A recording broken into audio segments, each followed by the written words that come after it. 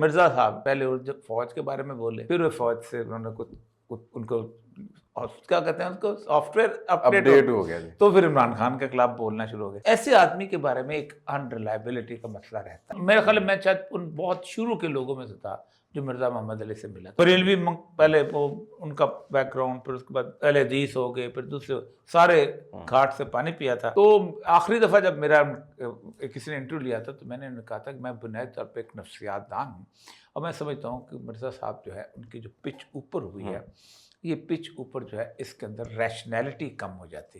اس پہ پھر مرزا صاحب نے مجھے فون کیا کہ مجھے ایک بندے نے فون کیا کہ آپ نے مجھے نفسیاتی مریض کہہ دیا۔ میں نے کہا نہیں، میں خیر خواہی میں آپ کو کہا ہے کہ یہ چیز۔